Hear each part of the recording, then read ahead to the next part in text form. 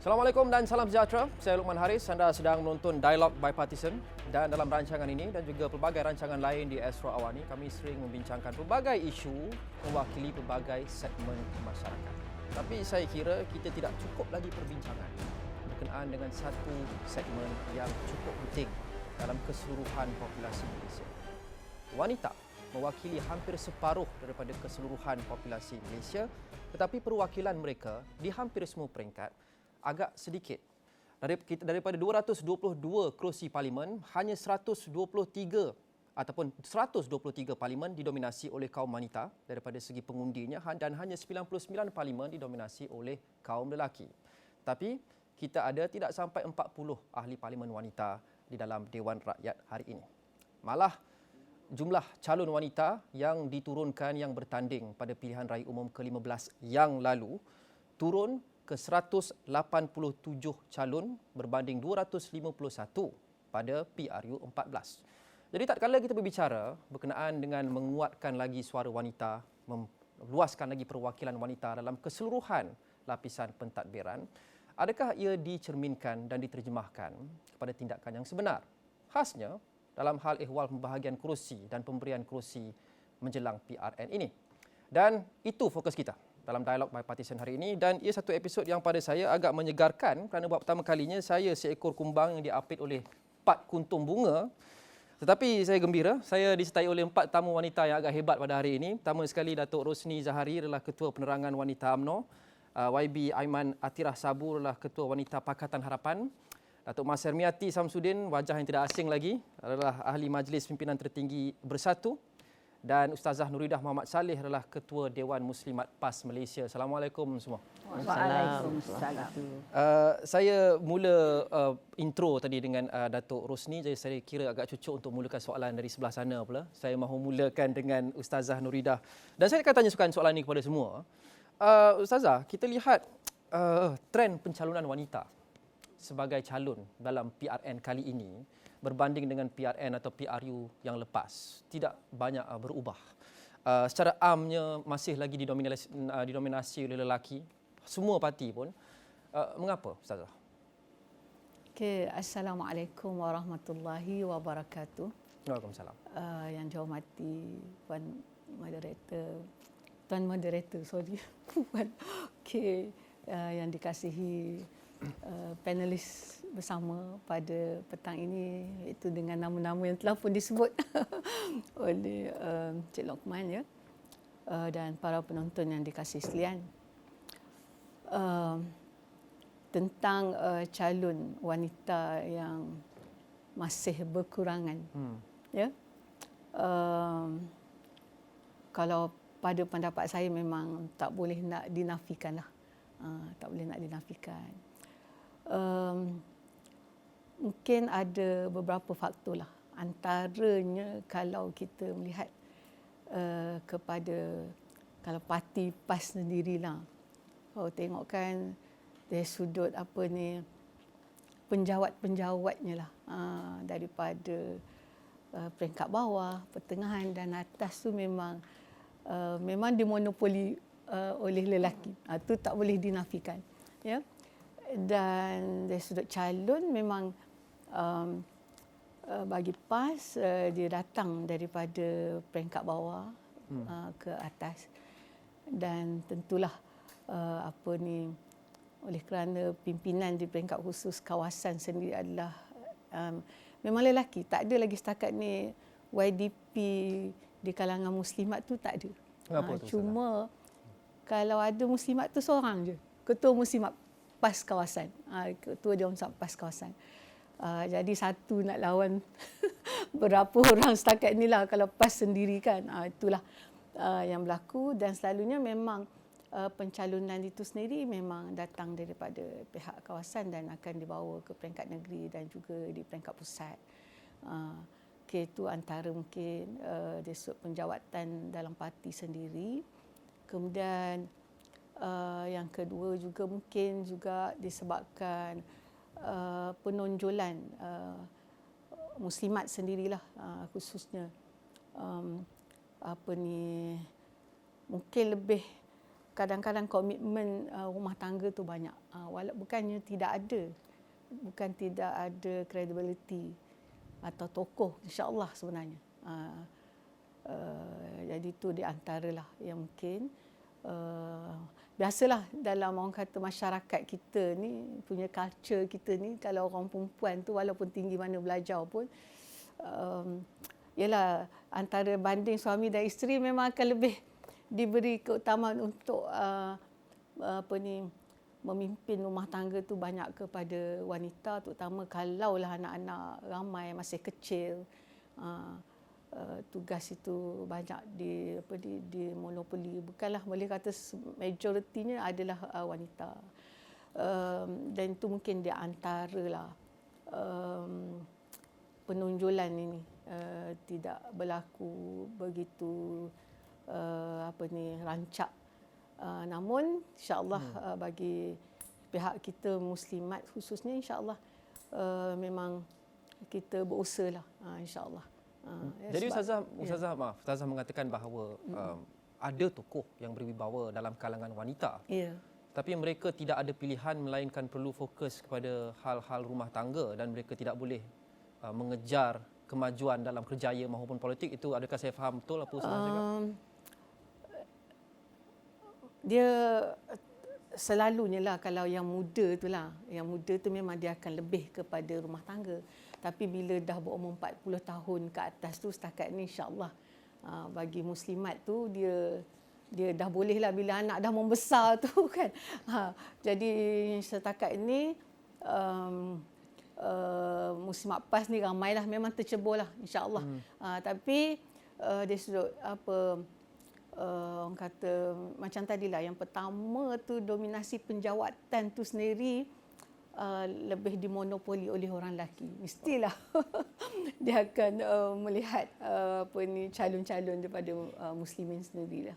Ustazah mengatakan bahawa disebabkan ramai dalam kalangan pimpinan itu adalah lelaki, sememangnya ada bias untuk mereka pilih lelaki melebihi wanita dalam calon. Adakah ini terjadi di dalam PAS?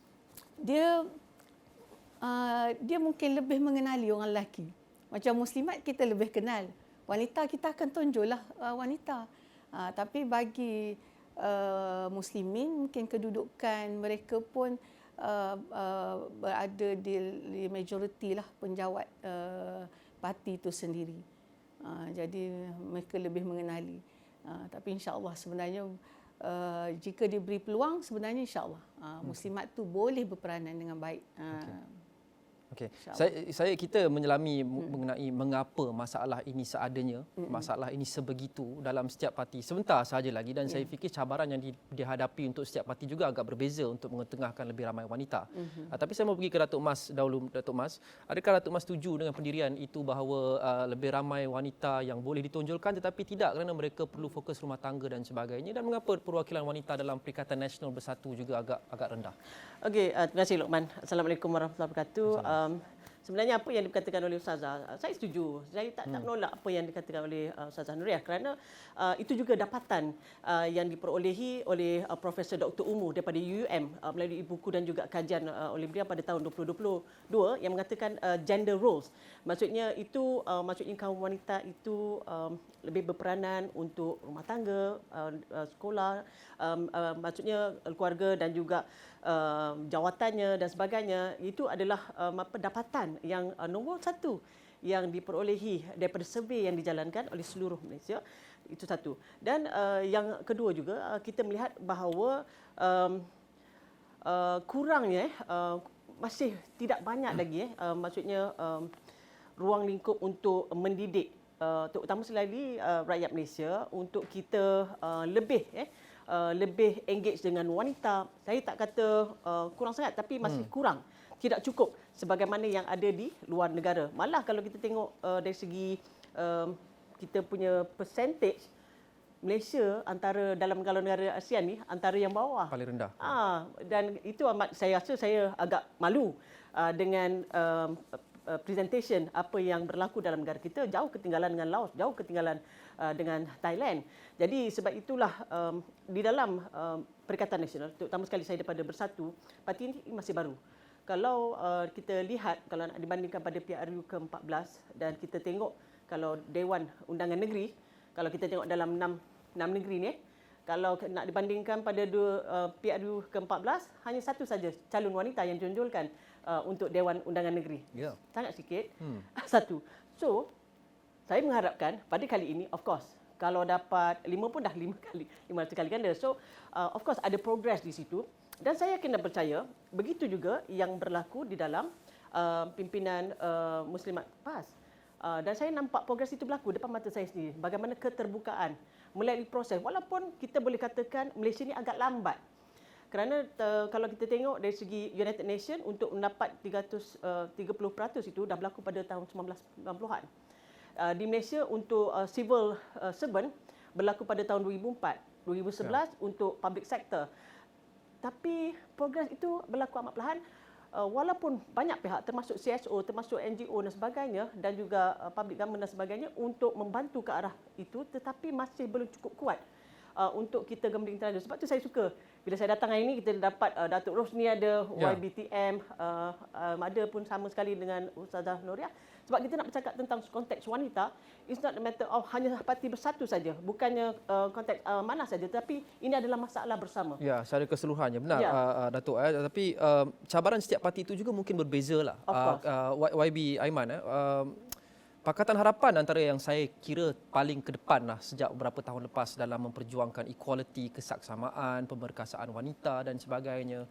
Tapi tidak boleh dinafikan YB dari segi angkanya, sekurang-kurangnya kita lihat calon PRU 15, calon PRN baru-baru ini, wanita yang diletakkan masih lagi agak rendah.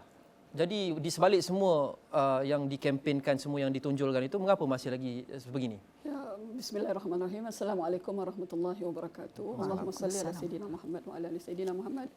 Saudara Luqman dan rakan-rakan panel, sidang penonton. Saya kira isu yang kita bincangkan pada hari ini dia bukan isu tentang parti mana, kan? Tetapi dan juga bukan negara mana. Isu tentang 30% kecukupan perwakilan suara wanita di peringkat pembuatan keputusan ni sebenarnya adalah masalah dunia. Bila kita lihat laporan daripada United Nations pun menyebutkan kurang lebih kita memerlukan lebih 300 tahun untuk menghapuskan undang-undang ataupun peraturan-peraturan yang tak mesra gender ataupun bersifat berat sebelah. Ya. Dan United Nations juga menyebutkan kita memerlukan 140 tahun untuk supaya wanita diberi keadilan untuk memegang jawatan yang setara sama dengan kaum-kaum lelaki lah.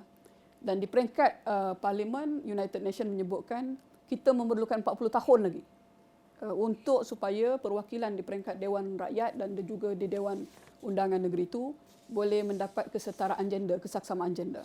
Jadi kalau kita lihat, dan isu ini sedang berlangsung di seluruh dunia, cuma ada negara-negara yang telah mengambil langkah agak proaktif, termasuklah Timor Leste misalnya, yang mengambil pendekatan kota gender, kan, di dalam meletakkan calon-calon pilihan raya. Jadi kalau kita lihat balik ke negara kita berdasarkan kepada laporan gender equality gap, gender kesetaraan, laporan kesaksamaan gender gap ini, kita tengok negara kita memerlukan kurang lebih 103 tahun, 104 tahun supaya kita boleh dapat hak yang sama.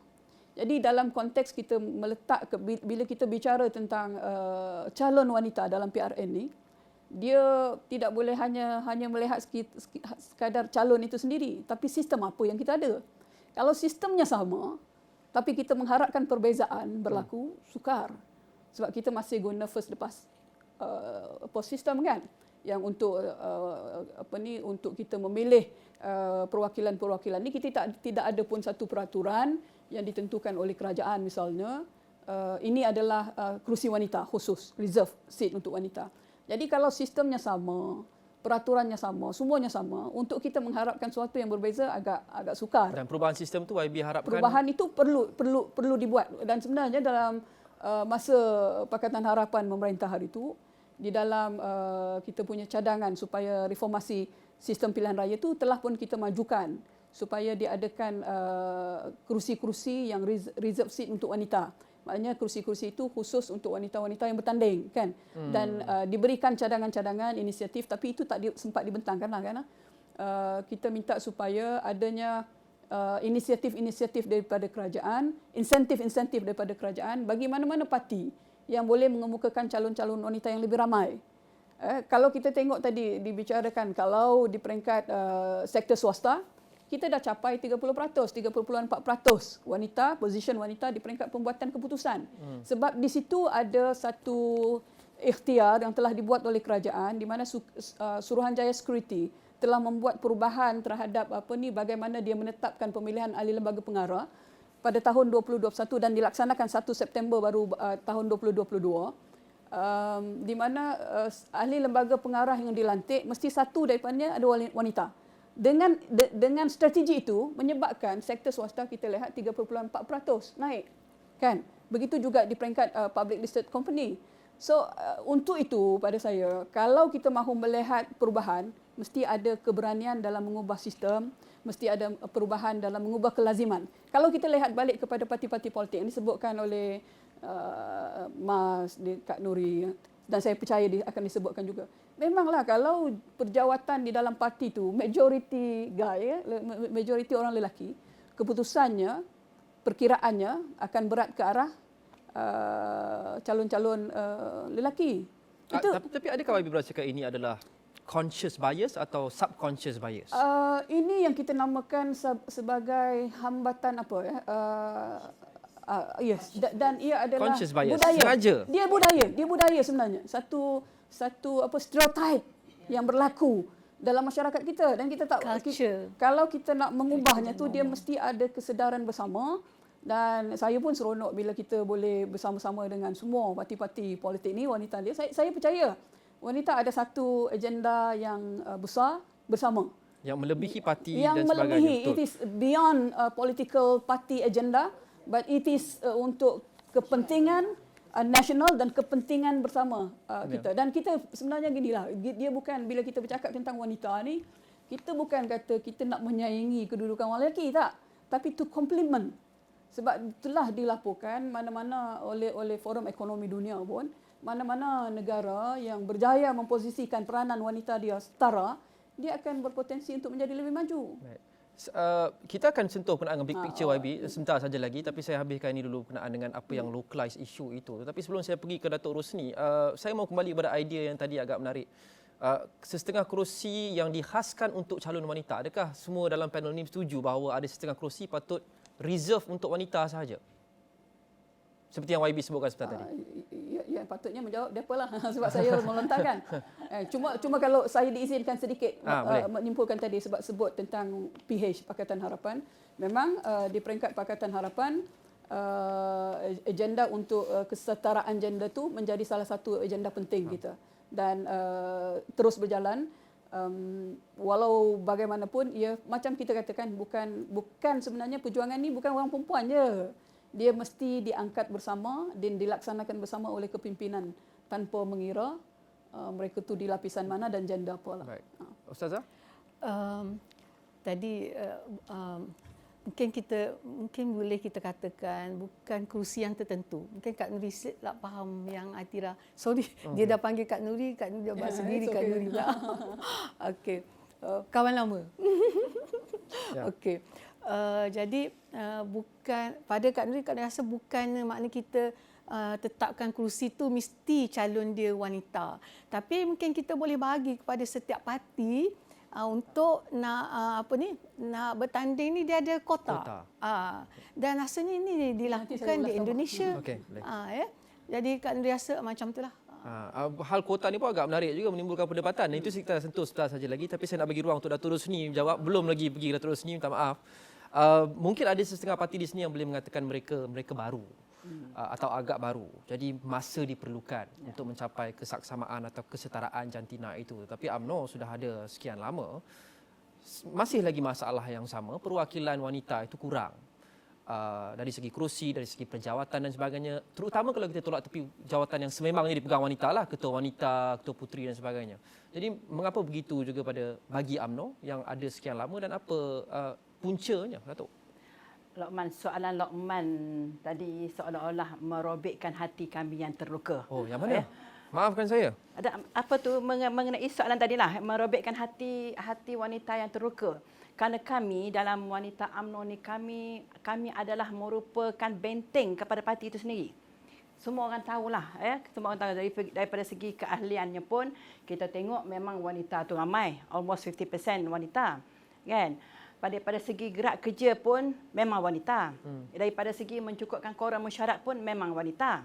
So saya tak nampak kenapa wanita tidak boleh diberi lebih kerusi dalam setiap kali pilihan raya. Dan kami dalam wanita UMNO memang inilah yang kami perjuangkan daripada dulu sampai ke sekarang ini. Kita perjuangkan 30% kerusi untuk wanita. Kita tak minta 40, kita tak minta 50 kerana kita sedar, ya, kalau dapat capai 30 pun that is good enough already untuk wanita. Ya, jadi apabila kalau tengok apa tu kerusi yang diagihkan kepada wanita untuk PRN ini baru 10%. 10% ini saya rasa dah 30 tahun yang dulu, 40 tahun yang dulu. Dah same apa tu percentage. Kan? Dan saya tidak mungkin saya berbeza pendapat dengan Kak Nuri dengan sahabat saya Datuk Elmi. Macam kalau katalah wanita ni muda nak tumpu kepada membesarkan anak-anak apa semua, itu alasan yang klise pada saya. Ya, kerana saya sendiri saya bermula daripada awal. Kita dah jadi, kalau kita tengok budak-budak puteri sekarang ni pun memang bermula daripada awal jadi pemimpin. Dan it's all about macam mana kita nak manage rumah tangga kita, ya. Macam saya hanya perlukan satu pembantu saya je dekat rumah. Lepas tu yang lain tu saya susun atur elok-elok. Anak saya alhamdulillah berjaya, dan saya percaya ramai lagi dari kalangan wanita-wanita UMNO yang anaknya semua berjaya. Walaupun kata maknya sibuk, jadi ketua lah, jadi pemimpin lah, tapi itu bukan alasan untuk wanita tidak diarus perdanakan. Ya. Dan kita memperjuangkan women empowerment ni, saya rasa saya dah letih, ya. Kita asyik women empowerment daripada dulu sampai sekarang, women empowerment, tapi apa hasilnya? Ini seolah-olah menunjukkan bahawa tidak, orang lelaki ni tak mau mendengar. Orang lelaki ni, pemimpin lelaki ni tak mau dengar. Dia dengar tapi dia tak erti, dia tak tahu je. Macam gitulah. Tapi mengapa Datuk? Kerana Datuk pun sebut tadi, bila ada barisan kepimpinan itu didominasi oleh lelaki, dia keputusan akan berpihak kepada lelaki, dan saya tanya sama ada ini adalah sengaja atau tidak sengaja, adakah ini conscious bias atau subconscious bias? Datuk mengatakan conscious bias, maksudnya mereka sedar dan sengaja. Mereka jadi sedar. mengapa? Definitely mereka sedar, Apa sebabnya motif setiap mereka? kali usul di dalam perhimpunan kita akan bawa usul yang sama. Kita akan bawa usul bahawa wanita harus diberi tempat di dalam kursi Dewan Rakyat, kursi Dewan Negara, kursi DUN mesti diberi tempat 30% sekurang-kurangnya. Mereka dengar, tapi mereka tidak ada tindakan, tidak ada respon yang bagus kepada. Which saya merasakan bahawa kadang-kadang kita merasa tersinggung ia juga, ya, kerana saya lama di dalam wanita UMNO ni, dan itulah yang saya perjuangkan. Sekarang ni saya akan terus berjuang untuk wanita UMNO. Bukan untuk diri saya, ya, kerana saya pernah menjadi wakil rakyat daripada usia yang muda. Umur 36 tahun saya dah jadi wakil rakyat, jaga kawasan, jaga pengundi. Kita boleh manage, tak ada masalah. Ya, dan saya percaya kalau wanita-wanita diberi tempat, Datuk Amy diberi tempat, sahabat-sahabat saya diberi tempat, kita perform and perfect. Kita akan buat. Kita tak ada masa nak pergi main golf, betul tak? Ya. Ada masa kita hanya memikirkan kawasan saja. Kalau musim banjir, kita fikir rumah siapa kena banjir. Kalau musim cuti sekolah, musim orang kenduri kita nak pergi. Saya menceritakan apa komitmen kita kalau kita diberi tempat, macam mana kita nak servis masyarakat.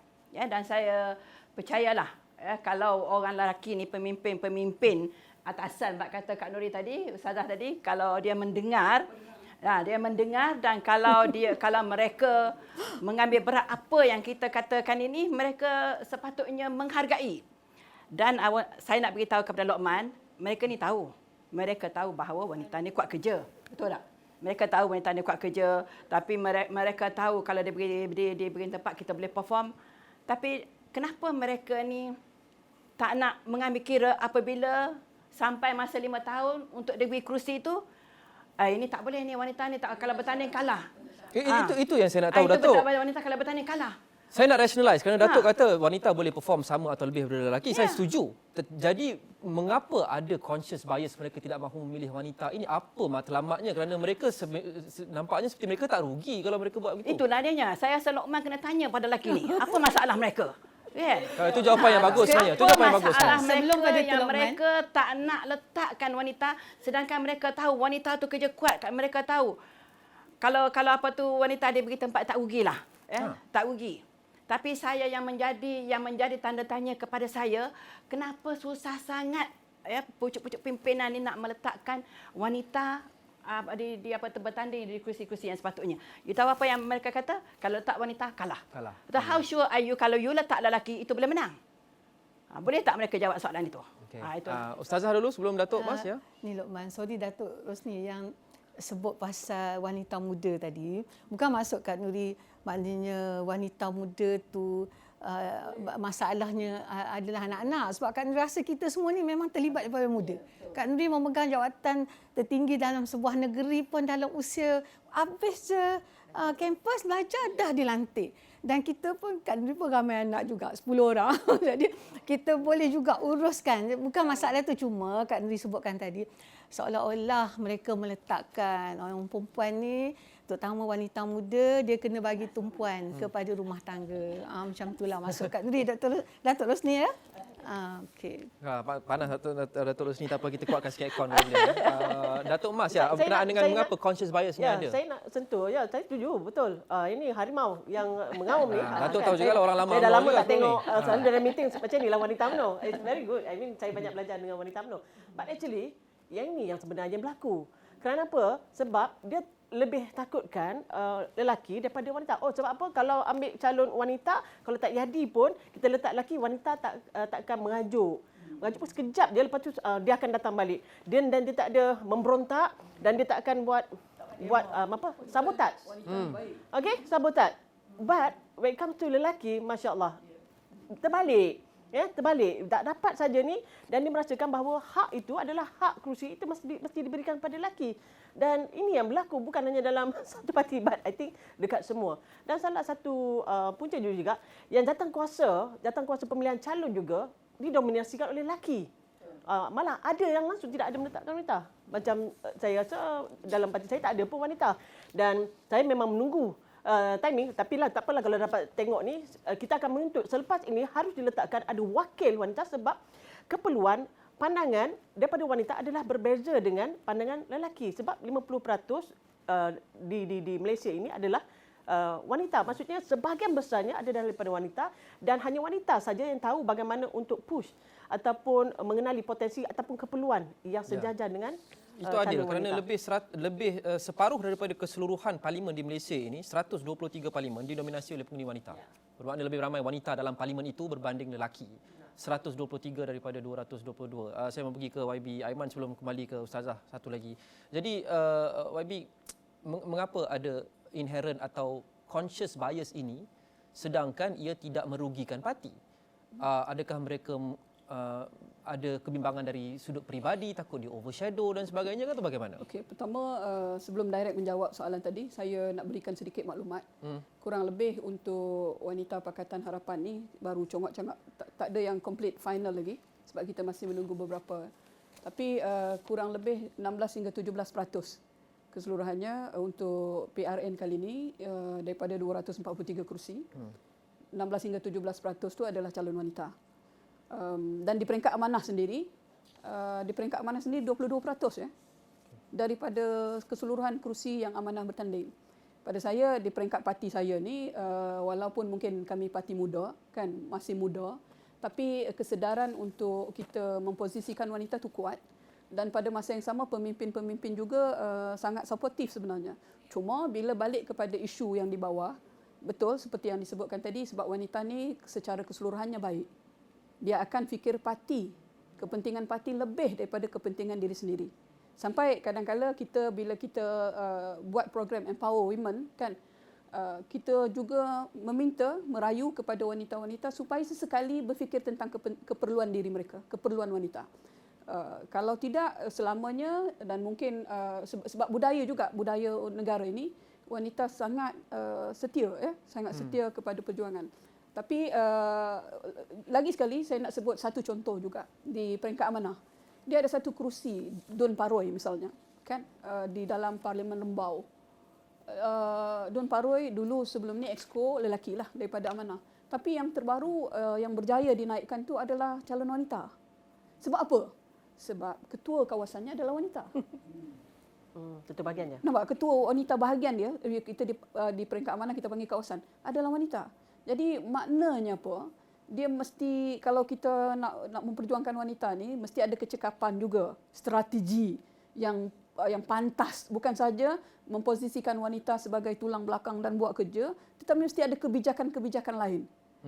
Di peringkat kepimpinan wanita, di peringkat penggerak-penggerak wanita. Sebab nanti mungkin sebelum kita habis, ada beberapa tips yang saya nak kongsikan. Apa yang wanita patut buat sebenarnya, supaya kita tidak hanya meratip benda ni dari tahun ke tahun. Dan macam sebutkan tadi, saya sebutkan tadi United Nations punya kajian, dia memerlukan 300 tahun untuk mencapai kesaksamaan gender di peringkat undang-undang dan peraturan. Kalau kita nak fikir tu, tired tau, penat, letih. Kita tak tahu apa hala tuju ni. Cuma saya sebutkan pada diri saya dan kepada wanita semua, sebelum ni pun hak wanita untuk mengundi tak ada. Kan? Awal-awal tahun 1900 awal kurun tak ada. Awal kurun ke 20 kan tak ada. Tetapi perjuangan wanita yang memakan masa panjang 100 tahun lebih akhirnya dapat. Begitu juga kita ni, jangan cepat putus asa. Saya sebutkan kepada rakan-rakan wanita kita, penonton-penonton wanita, kalau nak ikut letih, penat kami letih. Nak jauh hati ada, tetapi kebijakan-kebijakan mesti pantas diambil. Dan ini pun pada saya ada antara kebijakan curahat yang mesti didengar. Cuma saya nak tanya kepada Lokman lah. Alamak. Saya nak tanya kepada Lokman, apa perasaan Lokman apabila Lokman bila disusun calon-calon tu kan? Semua lelaki. Apa perasaan you? Tak ada wanita pun. Bila susun dengan semua Ini macam kat TV tadi tu. Sememangnya Minta maaf, kilaf. saya tak nampak dalam TV tadi. Sememangnya kilaf, Datuk. Dan sejujurnya saya juga kadang-kadang ada menyuarakan kepada pasukan bahawa setiap barisan panel tu kita perlu ada wanita. Tetapi kadang-kadang sebabnya semudah seperti logistik. Kadang-kadang yang free, yang setuju untuk datang hanyalah lelaki. Dan kita ada timeline yang sangat sempit. Itu tak betul tak? Betul. Kadang-kadang kita ajak wanita, sukar untuk datang. Tapi ini bukan masalah wanita sajalah, masalah lelaki pun ada. Cuma kalau ada setengah episod di mana tidak ada wanita, sebabnya mungkin lebih dalam daripada setakat kita ada unconscious bias dan sebagainya. Tapi kadang-kadang kita sudah ajak tapi mereka tak free, tak datang dan sebagainya. Sebab itu yang saya sebutkan tadi, mesti ada kebijakan dan kesungguhan. Kalau kita panggil panelis tu just panggil untuk hanya semata-mata ada panel misalnya, tidak, bukan untuk kota. kita takkan merangka strategi. Tunggu dulu. Tidak akan merangka strategi bagi memastikan wanita itu boleh hadir. Okay. Itu satu benda yang mesti difikir ke hadapan. Okay. Saya tak salahkan Lokman dan tak salahkan juga Astro Awani. Benda tu adalah bukan saja dalam program TV tapi program-program di luar sana pun dia mesti ada kebijakan dalam membawa suara wanita untuk ke pentas. Kami sentiasa cuba yang terbaik, YB. InsyaAllah apa-apa kekilafan dan hari dan ini Lokman berjaya. Kekurangan Semua kita datang. akan cuba betulkan sebaik mungkin dan dalam jangka masa panjang lah kita akan cuba lebih banyak adakan panelis ataupun panel session seperti ini. Kuota saya akan kembali sebentar saja lagi kerana itu adalah isu yang menarik juga. Tapi saya nak kembali kepada Ustazah. Ustazah agak senyap di ujung situ. Kita lihat perjuangan untuk mengecapi kesamarataan antara wanita dan lelaki. Pada saya memerlukan kita setuju bahawa lelaki dan wanita itu sama rata. Equal. Dalam bahasa Inggerisnya, if you don't believe men and women are equal, it's impossible for you to fight for equal rights. Sekurang-kurangnya bagi saya lah. Bagi PAS, adakah PAS melihat lelaki dan wanita itu sama rata? Dari sudut, kalau kita pandang di sudut agama Islam sendiri, sebenarnya Allah Subhanahu Wa Taala menilai kita lelaki perempuan ni sama. Dia tak adalah kalau orang lelaki buat baik, orang lelaki dapat makan lebih, orang perempuan dapat pahala kurang. Tak ada. Kalau berdasarkan kepada Quran ni maknanya sama. Dari sudut amalan sama ada lelaki dan wanita itu sebenarnya di sisi Allah adalah sama dia punya ganjaran dia. Depend kepada kita punya persembahanlah kepada Allah Subhanahu Wa Taala itu sendiri. Jadi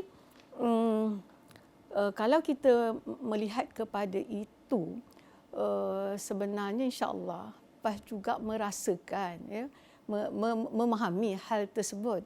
Cuma tadilah macam mana kita nak buka ruang supaya di sudut kepimpinan, sebab kepimpinan akar umbi yang selalunya akan membawa pencalonan. Dia yang akan mencadang, membawa pencalonan. Macam tadi kata YB Haji Atirah mengatakan bahawa kenapa boleh dapat wakil, sebab dia ketua dia wanita. Daripada kawasan tu, ketua kawasan tu adalah wanita. Jadi oleh kerana dominasi kepimpinan di akar umbi itu sendiri pun memang orang lelaki, secara tak langsung dia memang akan memilih orang lelaki lah. Cuma sebenarnya kalau katalah pihak mana-mana pun, sama ada di peringkat rumah tangga, di peringkat masyarakat, di peringkat negara, sebenarnya jika dia memberikan ruang kepada wanita, sebenarnya mereka tidak akan rugi langsung.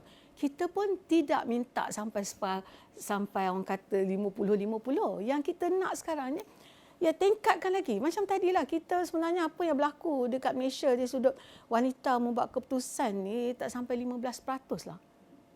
20% pun tak sampai. Tapi kritikannya Ustazah adalah, Ustazah sudah mengatakan bahawa pendirian PAS dalam mengikut agama wanita dan lelaki adalah sama rata, equal. Tetapi adalah kenyataan seperti yang sebentar tadi itu yang mengatakan bahawa ramai wanita yang perlu mengorbankan kerjaya, termasuk kerjaya politik. Mereka perlu duduk rumah dan jaga anak dan jaga rumah. Di situ mereka kritik tidak nampak ada sama rata. Itu mungkin culture kita. Bukan agama. Culture kita lah sebenarnya. Budaya kita tu secara tak langsung, orang Melayu kita ni daripada dulu pun selalu meletakkan orang perempuan jaga anak. Kan? Jadi itulah macam tadilah nak educate masyarakat tu, macam tadi ikut pada kajian memerlukan berapa ratus tahun? 300 tahun. Mati dululah dah berapa generasi baru. Mati 2-3 kali dulu. Mati 2-3 kali dulu. Itulah. Barulah generasi kita dapat seperti itu kan.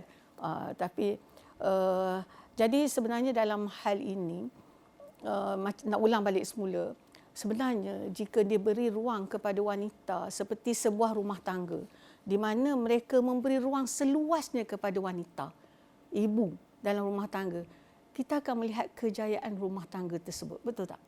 Dan begitu juga sebenarnya masyarakat. Yang ni yang kita kena sedarkan kepada masyarakat dan kepimpinan negara. Tak rugi sebenarnya. Ya, naikkan lagi, tingkatkan lagi penglibatan wanita itu sendiri. InsyaAllah mereka tidak akan rugi. Apatah lagi sebenarnya, sebagaimana yang Luqman katakan tadi, dari sudut pengundi kita seolah kata sama rata. Sebenarnya pengundi wanita di Malaysia ni lebih ramai daripada pengundi lelaki. Tak silap kalau PR yang baru ni, dia 51% adalah pengundi wanita. Ya. Jadi jika diberi peluang, ruang kepada wanita tu, insya-Allah, sebab disebut antaranya wanita itulah dia setia, rajin bekerja, memang sanggup berkorban lebih, ya, kepada sama ada keluarga dan juga masyarakat. Dan inilah yang telah dapat kita lihat kepada YB-YB yang telah pun berjaya menjadi YB di Malaysia ini. Ya, memang ketokohan, pengorbanan mereka ya kepada rumah tangga dan juga masyarakat memang tip-top, tak boleh dinafikan. Ustazah membawa saya kepada soalan yang seterusnya. Saya nak tanya kepada semua jugalah. Saya mungkin boleh tujukan kepada Datuk Mas dahulu. Calon wanita dan pengundi wanita ini, sebenarnya saya selaku lelaki saya akan tanya pendapat wanita lah. Adakah bagi pengundi wanita, atas kurang-kurangnya sebahagian besar pengundi wanita, penting untuk wanita diletakkan sebagai calon? Adakah mereka melihat wanita itu, atau adakah mereka melihat isu di peringkat kebangsaan di kawasan itu dan sebagainya? Pendek kata lah, nanti kata lain Datuk, jikalau seseorang calon itu wanita itu undecided di satu-satu kerusi ini, adakah dilihat wanita dan lelaki dan dia akan undi wanita itu hanya sebab dia wanita? Okey, Luqman, dia sebenarnya ada pelbagai faktor sebenarnya untuk seorang wanita itu untuk memilih. Jadi dengan adanya kadang-kadang ada faktor, maksudnya calon, dia melihat sama ada calon itu boleh buat kerja ataupun tidak.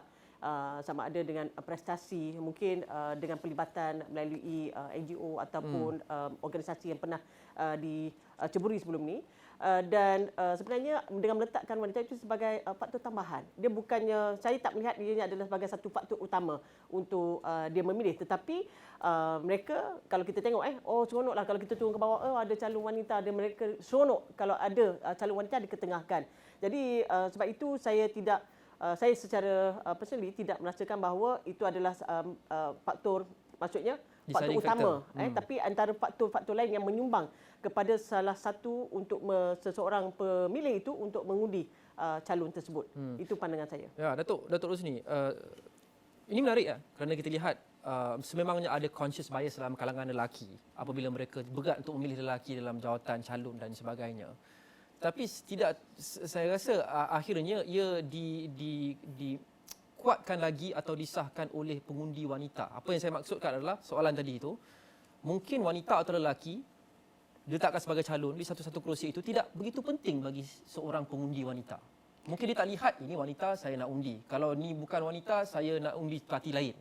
Jadi walaupun ada conscious bias, tapi ia disahkan oleh pengundi wanita di tempat itu. Mereka reinforce lagi perkara ini, Datuk. Betul, saya bersetuju dengan apa yang dinyatakan oleh Lokman dan juga apa yang dikatakan oleh Mas. Tidak semestinya you letak calon wanita dekat situ, pengundi-pengundi wanita akan mengundi wanita. Tidak. Dia semestinya apabila nak memilih calon wanita itu, kita dah lihat banyak kriteria.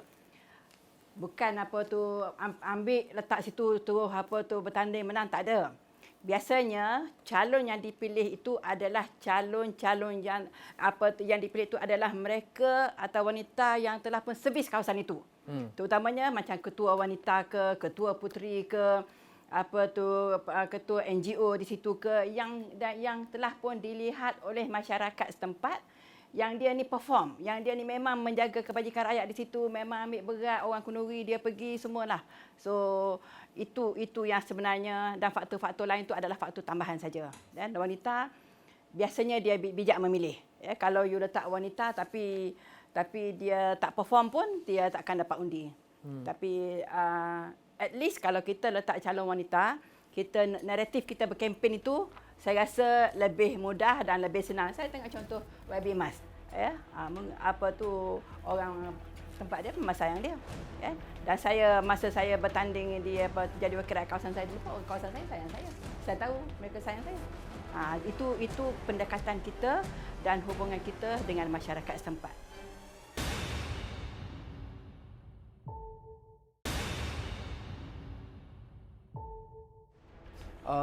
YB, saya nak beralih ke topik kuota. Topik ini juga agak menarik berkenaan dengan kuota. Mungkin kita nak letakkan setengah kuota untuk wanita, sama ada dalam kabinet atau dari segi jumlah calon untuk pilihan raya dan sebagainya.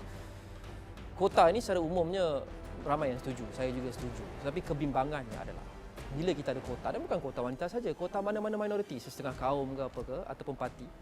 Jika kita ada kuota, ada kemungkinan kita akan terlalu leka untuk mengisi kuota itu untuk mencapai KPI itu, sehingga kita mungkin mengorbankan merit. Jadi contoh kalau kita ada kuota 30% wanita dalam parti atau dalam kabinet, mereka mungkin akan terpaksa mengisi kuota itu dan mereka mengorbankan merit kerana mereka ingin meet KPI itu dan mungkin nampak hebat dalam kalangan orang awam. Jadi di mana keseimbangan untuk kita capai kuota, capai matlamat kuota ini, YB? Ini adalah antara alasan cerita, saya boleh sebut dakwah, yang biasa akan digunakan untuk menafikan kita daripada usaha mencapai yang kita panggil sebagai satu dasar kita panggil affirmative action 30%. Yang kita tahu ia bermula daripada tahun 1995 sebagai satu usaha kepimpinan-kepimpinan wanita di seluruh dunia dalam mengangkat martabat dan peranan wanita. Tapi selalu akan disebutkan begitulah. Saya sebut gini. Kalau kita lihat dalam konteks pendidikan negara kita, semua boleh lihat. Pendidikan menengah, pendidikan rendah, apatah lagi, pendidikan tertiary yang tinggi, diboloti semuanya oleh wanita. Jadi dengan itu, maka bila kita kata merit tadi, merit apa yang kita nak cakap? Kan? Dan dalam sudut juga peranan-peranan wanita bila diberikan positioning, termasuk di peringkat penjawat awam kita sekarang ada 39%, kan. Semua memainkan peranan yang sangat bagus. Sebut tadi lagi Kak Nuri pun sebut wanita Muslimat PAS pun ramai. Saya percaya semua ramai ni. Kita ada dalam pipeline kita kepimpinan-kepimpinan wanita yang tinggal tunggu masa. Ya, bagi mereka peluang, mereka akan boleh lakukan yang terbaik. Tetapi kita selalu sebutkan inilah, kita tak nak because of that, maka kita akan hilang merit. Merit apa? Bila kita meletakkan calon-calon lelaki, kadang-kadang kita tak fikir pun dia ni ada syarat penuh. Tapi bila main perempuan ni, dia akan letak 10 syarat wajib. Kenapa? Double standard lah. Double standard lah. Double standard lah. Jadi, tapi ini saya sebut secara umum ya, untuk kita sama-sama bermuhasabah. Sebenarnya, dalam pada ini pun dia bukan isu kita ni hari ini bukan curahat, tapi bukan juga bising-bising. Tapi secara sedar kita sedang mengurusnya bersama-sama dengan kepimpinan parti. Sebab yang kita uruskan juga di luar tu bukan saja orang-orang yang terpimpin ataupun tapi kebanyakan biasa sebab ini budaya. Bila kita nak mengubah satu-satu keadaan tu dia perlu ada sokongan ramai. Jadi bila mahu menarik sokongan ramai itu sebabnya saya katakan tadi ada beberapa tips yang kita kena buat, termasuklah wanita-wanita ni kena bawa seberapa ramai orang-orang perempuan untuk menyertai parti politik misalnya. Saya ingin simpan tips tu untuk akhir sekali kan? YB kita end with the bang kata orang. Saya rasa itu sesuai untuk kita habiskan sebentar tadi sebentar lagi. Cuma Cik Lokman, kalau kita nak sebut kota ni, dia pada saya ada juga yang orang maksudkan bila kita kata kota gender ni orang salah faham. Yep. Orang salah faham. Satunya bila kita sebut kota gender tu 30%. Kenapa 30%? Sebab kajian menunjukkan dengan adanya jumlah 30% suara wanita di peringkat-peringkat pembuatan keputusan itu akan boleh memberi persediaan pandangan-pandangan kesejahteraan kepada kaum wanita itu sendiri. Sebab tu we need that 30%. Dan bukan sahaja di peringkat parlimen. Dia perlu di peringkat MPKK, di peringkat ahli majlis, di semua peringkat termasuk PBT. Kalau hanya di peringkat Dewan Rakyat pun tak cukup.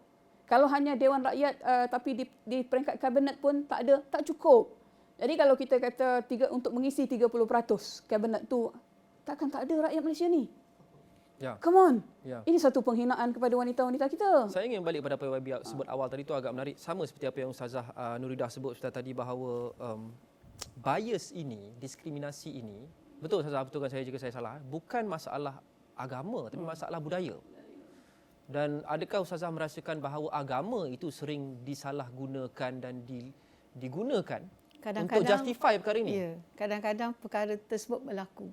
Jadi macam maknanya kena kerja keras lagi lah nak educate masyarakat terutama orang lelaki dalam melihat hal inilah.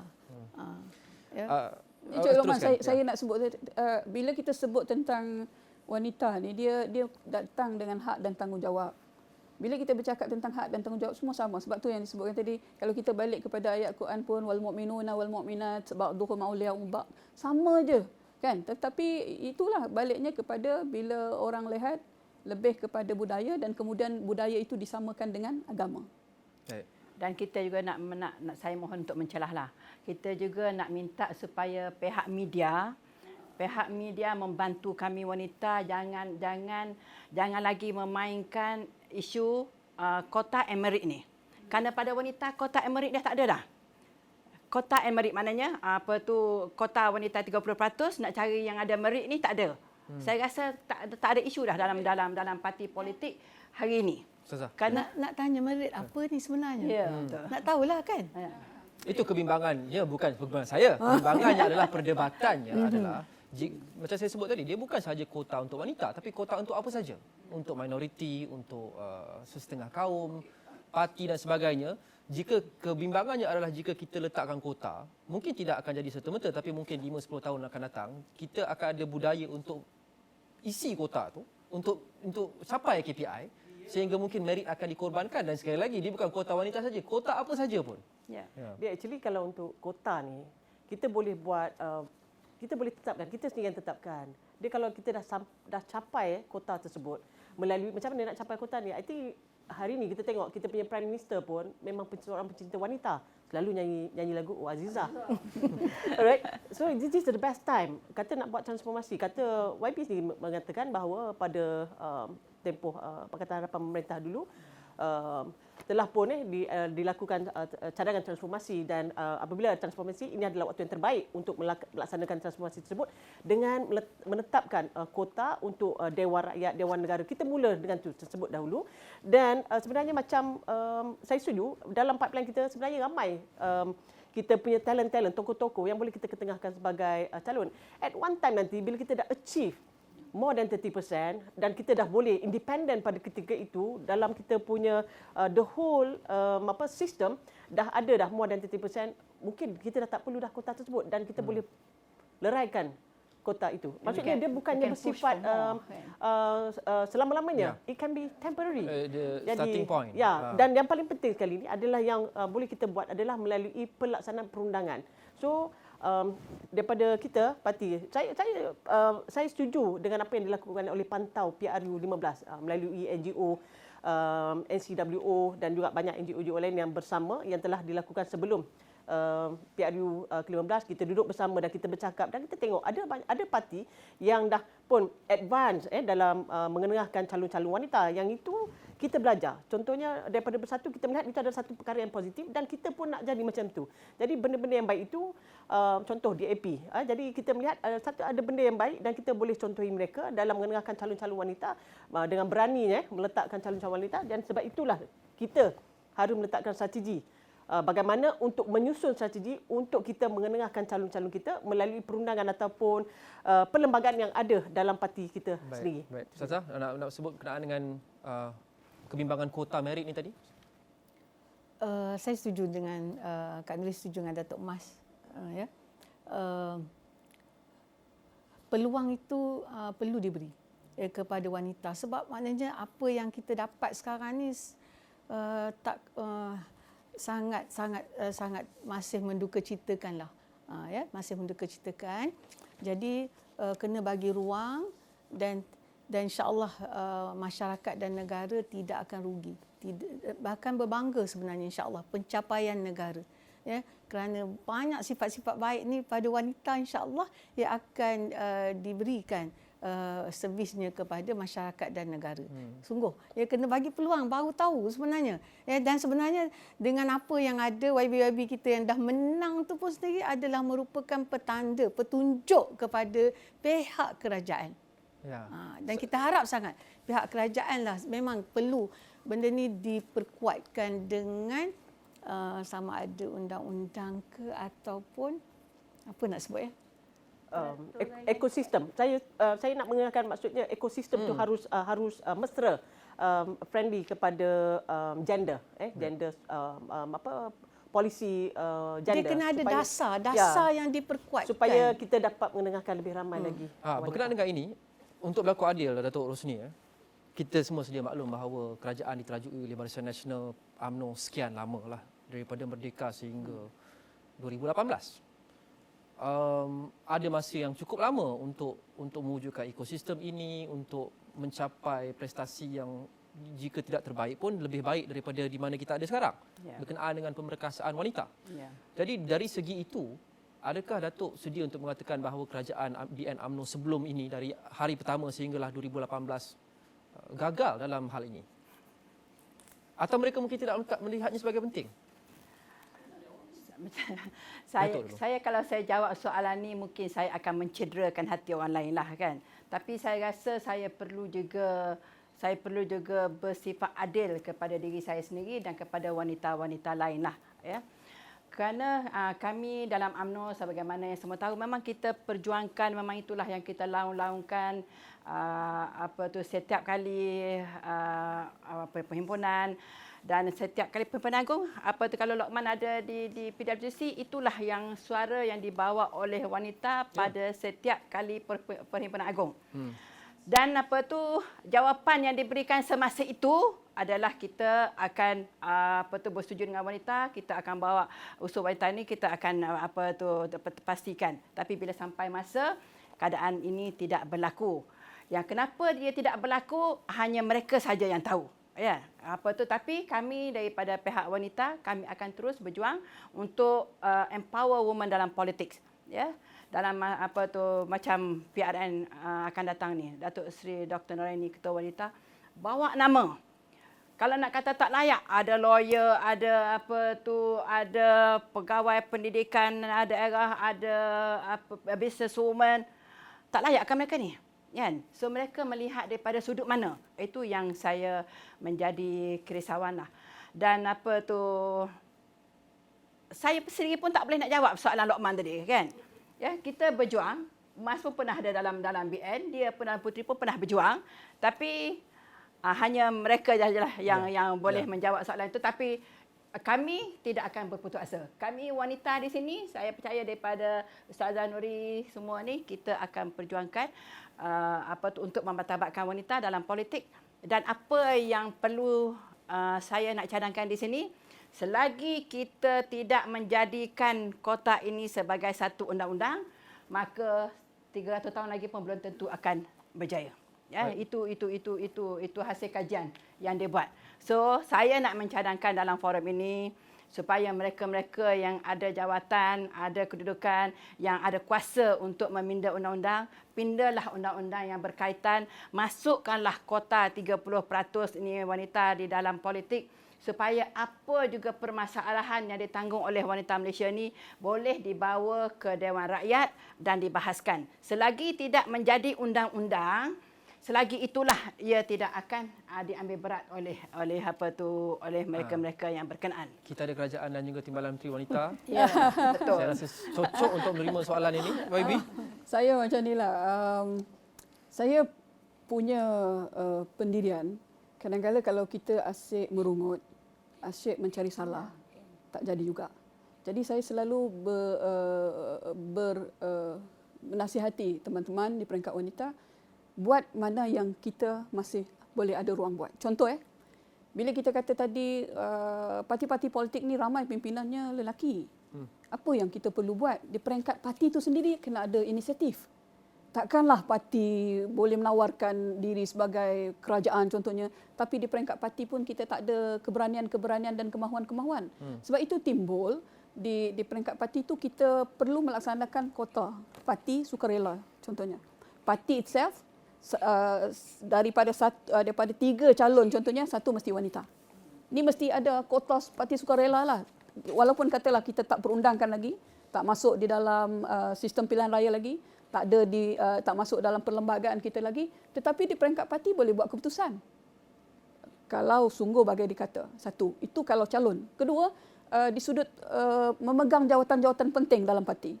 Pun kalau saya difahamkan kalau keadilan dia dah diperuntukkan pindaan perlembagaan, dimasukkan dalam perlembagaan, 30% wanita mesti berada di peringkat pembuatan keputusan di semua peringkat. DAP dia laksanakan di peringkat CWC, Jawatan Kuasa Pusat. Di peringkat amanah, kita telah pun membentang supaya perkara yang sama dilaksanakan di semua peringkat. Cuma kadang-kadang yang kita juga kena lihat, bila kita buka, cukup tak maknanya keahlian yang boleh menduduki tempat tu. Itu proses yang mesti secara sedar kita ambil tindakan. Saya percaya kalau wanita UMNO patutnya tak ada masalah. Tapi macam amanah parti baru kan, kita kena perincikan lagi. Tapi mesti ada jalan di peringkat parti itu sendiri boleh melaksanakan peraturan-peraturan dan tata caranya sebelum di peringkat kerajaan itu mengambil keputusan tanpa mengorbankan merit. Dan sekarang pun sebenarnya tak ada langsung yang bila kita sediakan calon-calon tu pun tak ada langsung pula. Bahkan sebenarnya di sudut kelulusannya, di sudut komitmennya kepada parti jauh sebenarnya lebih hebat daripada calon-calon lelaki. Kita tak pernah menyediakan just for the sake of letakkan calon. Cuma Lokman, saya juga ingin menyebutkan, kita juga, saya dalam PRU yang 15 yang lepas, saya menekankan kepada parti, kita tak mengejar 30%. Kita kata, kami tahu dah macam mana ke depan apa benda ni semua. Kita tak mengejar 30%. Tapi yang kita mahu adalah kerusi-kerusi yang berpotensi. Kalau bertanding 30% pun, semua kursi yang kursi mati. Khusus dia kata tebas lalang, tebas hutan, nak buat apa? Adakah ini menjadi normalnya Itu setakat perbincangan ini kita. diletakkan Ya. kursi yang tak boleh menang? Ada terdapat. Sebab memanglah semua kursi yang kita pertandingkan, tak ada semua kursi semua parti menang kan? Ya, Memang saya akan rasa ada yang kalah. Dalam Cuma, banyak perbincangan memang selalu itu yang dinyatakan dalam setiap parti politik yang pernah saya attend. That is one of the main reason. Kalau letak kursi yang memang yang ni memang tak boleh menang. Confirm kalah. Ah, Iaitu wanita that diletakkan is di kursi so yang unfair. akan kalah. Itu adalah sangat tidak adil. Sebab tu saya juga setuju dengan Yang Berhormat Timbalan Menteri bahawa approach pendekatan yang perlu dimainkan oleh setiap parti itu sangat penting, dan kalau tidak meletakkan secara afirmatif secara perundangan sekalipun, kita boleh melakukan pendekatan seperti sukarelawan kota ataupun zigzag. Maksudnya presiden ataupun timbalan, maksudnya ada zigzag lah, maksudnya bukan bersilih ganti lapisan-lapisannya, maksudnya ada lelaki, ada wanita, lelaki, wanita dan sebagainya. Dan yang paling penting saya lihat bahawa since dekat Dewan Rakyat pun kita ada seorang timbalan speaker wanita, dan ramai lagi yang boleh kita ketengahkan, dan mungkin macam kita kalau nak kata pun nak buat secara serius tentang perkara ini, mungkin kita boleh cadangkan melalui caucus wanita. Sebelum ini ada, tapi dah tak ada. Mungkin boleh kita activate kembali. Sekarang ada. Dah mula dah. Ada. Diproduksikan oleh UB tak salah saya. Okey, yang itu jawatan kuasa. Mungkin melalui jawatan kuasa tersebut boleh kita bincangkan melihat bagaimana dengan kita boleh perincikan dengan Suruhanjaya Pilihan Raya untuk menetapkan sasaran 30%. Maksudnya itu mesti setiap parti mesti mengenengahkan calon wanita. Itu sebagaimana yang dilakukan oleh Indonesia. Kalau di Indonesia itu pun yang ramai pemilihnya pun boleh laksanakan perkara tersebut. Jadi saya kira kat Malaysia tak mustahil demi untuk memendekkan 300 tahun itu menjadi mungkin dalam tempoh 10 tahun. InsyaAllah, siapa tahu. Jadi kita, itu antara yang Datuk sebut sebelah tadi. Isu-isu yang dibincangkan secara dalaman dalam parti, ada letakkan calon wanita, banyakkan calon wanita di kerusi-kerusi yang sukar untuk menang, malah mustahil untuk menang. Ustazah Nuridah, adakah situasi ini sama dalam PAS? Adakah wanita sukar untuk mempunyai suara yang lebih kuat di dalam mesyuarat melibatkan pimpinan tertinggi yang dinominasi oleh lelaki? Adakah suara mereka didengari dan diambil kira? Okey, tentang kerusi tadi memang bersetuju. Sebaik-baiknya memang kalau boleh nak kursi yang berpotensi. Tetapi insya-Allah Muslimat PAS letaklah kat mana-mana, janji bagi kita kursi, kita akan tanding. Insya-Allah. Okay. Ya, kalau maknanya berpotensi pun tak dapat, tapi bagi peluang insya-Allah Muslimat akan ni, sebab kita rasa ni ialah untuk pada kita ni juga adalah untuk nak menjaga pandangan luar terhadap PAS itu sendirilah. Tentang layanan kepada muslimat kan, dan sebenarnya macam tadilah disebut dari sudut Islam sendiri pun memang perlu ada kerjasama sebagaimana yang disebut oleh Ajar YB tadi tentang ayat Quran, orang lelaki beriman dan perempuan yang beriman hendaklah bertolong bantu. Ba'duhum awliya'u ba'd. Naklah bertolong bantu di antara satu sama lain.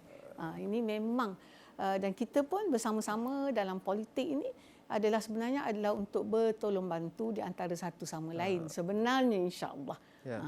Mungkin menyegarkan bagi setengah pihak untuk mendengar daripada mulut Ustazah bahawa PAS ini pun percaya sebenarnya terhadap kesamarataan antara lelaki dan juga wanita, tidak seperti yang dimomokkan oleh setengah pihak yang lain. Tetapi Ustazah, dari sudut tanggungjawab kita sebagai seorang manusia, memang itu adalah sama sebenarnya. Tapi adalah dia punya orang kata fokus dia, orang lelaki lebih kepada mana, yang perempuan kepada mana, itu berdasarkan kepada biologi kita lah.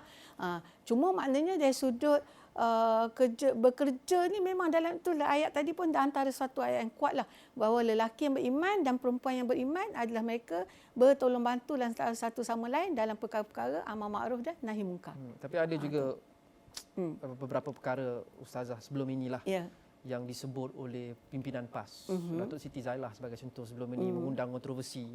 Disebutnya lelaki dinasihat untuk memberi sentuhan fizikal lembut ataupun sebegitulah, dibenarkan untuk menyentuh secara fizikal isteri, dan kritikan kenyataan itu pada ketika itu menimbulkan kontroversi, seolah-olah menghalalkan pukulan. Jadi adakah ini pendirian PAS atau apa? Sebelumnya ada disebut oleh Datuk Siti Zailah. Ya. Mungkin setahun atau 2 tahun yang lepas yang mengatakan bahawa lelaki dibenarkan untuk memberi sentuhan fizikal kepada wanita. Sentuhan lembut atau sentuhan mesra. Saya tak ingat perkataan yang exact itu. Pukul. Jadi konotasinya adalah benarkan pukul wanita lah. Ya. Jadi ini mungkin jadi problematik sikit apabila kita bincang berkenaan dengan kesamarataan. Adakah kenyataan sebegini pendirian parti atau pendirian individu, Ustazah? Dia dalam mendidik dalam Islam tu ada. Macam kita kata anak-anak bila ajarlah anak kamu solat ketika mereka berumur 7 tahun. Kalau sampai umur maknanya 10 tahun mereka tak solat, pukul lah. Pukul di sini bukan bermaksud dengan kekerasan, tapi pukul untuk mendidik. Untuk mendidik.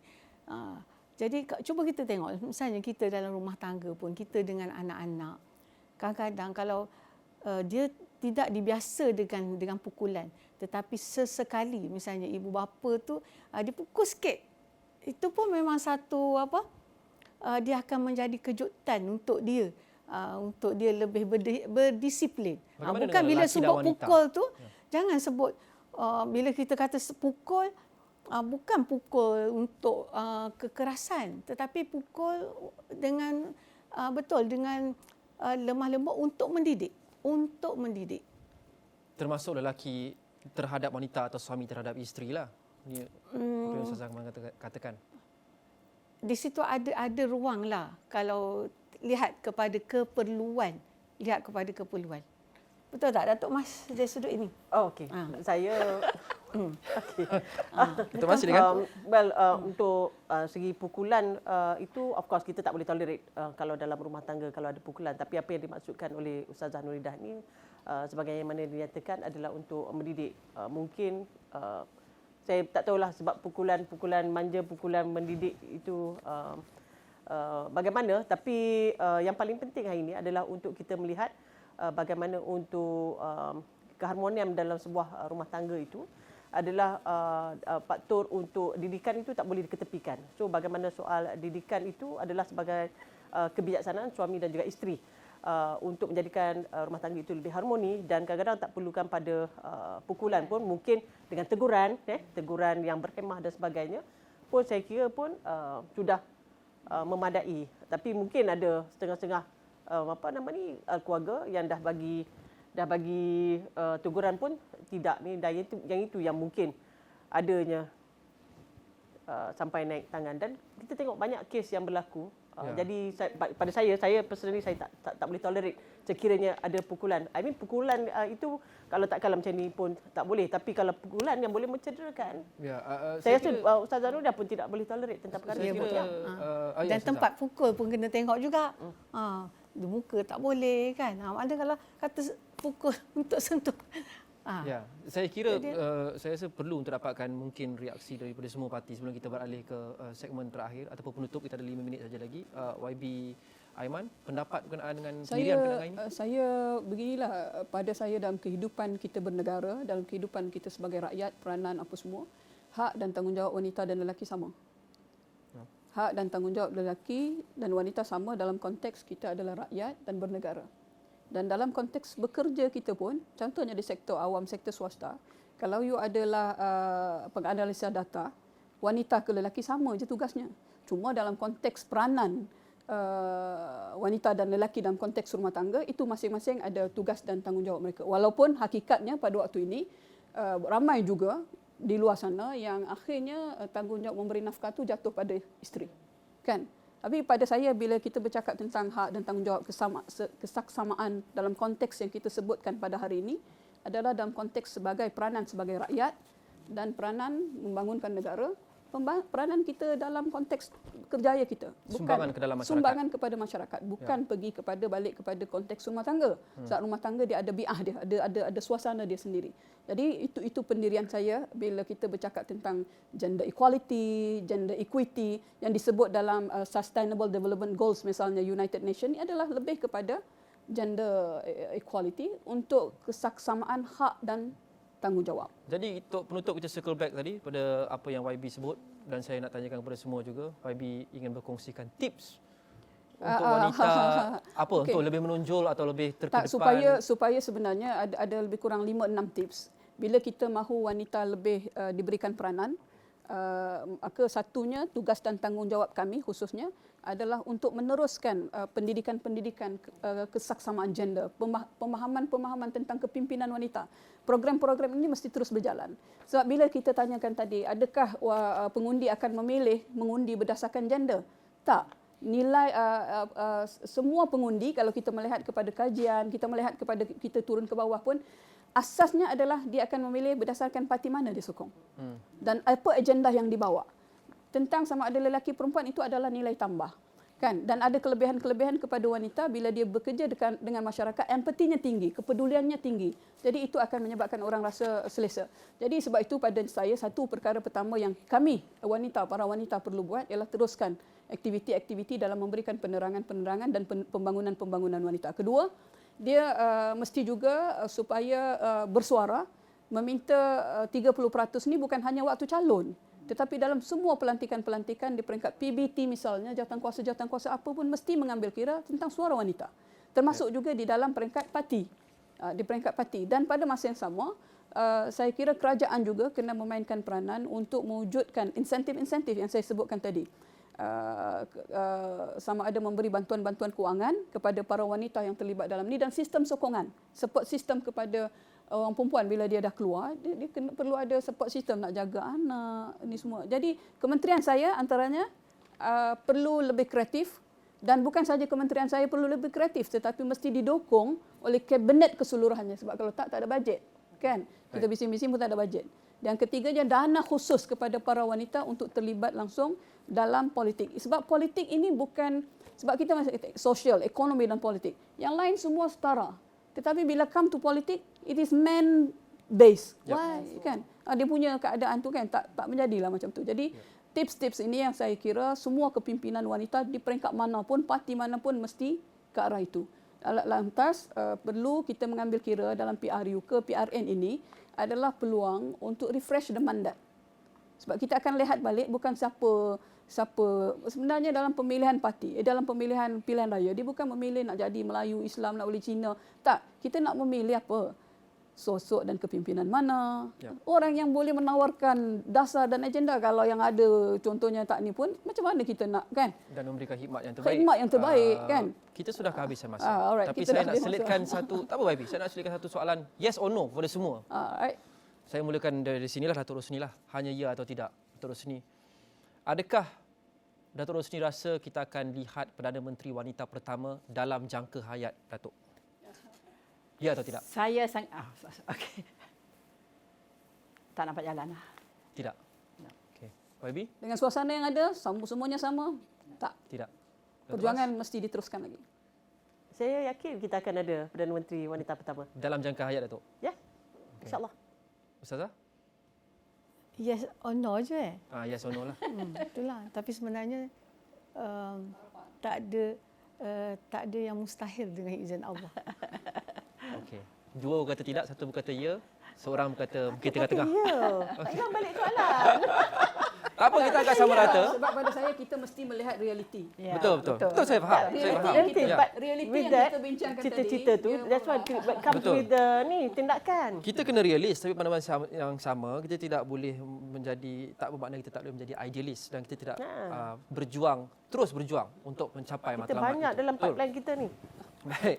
Terima kasih Datuk Rosni Zahari, Ketua Penerangan Wanita UMNO, YB Aiman Atira Sabu, Ketua Wanita Pakatan Harapan, juga Timbalan Menteri Pembangunan Wanita, Keluarga dan Masyarakat, Datuk Mas Hermiati, Ahli Majlis Pimpinan Tertinggi Bersatu, Ustazah Nuridah Saleh, Ketua Dewan Muslimat PAS Malaysia. Kita mungkin boleh sambung ni offline, kita pergi minum lepas ni. Topiknya agak panjang. Nak pergi kempen lah. Nak pergi tanya negara. Saya ada meeting. Terima kasih kepada anda semua. Terima kasih kepada anda yang menonton untuk Dialog Bipartisan kali ini. Kita jumpa lagi.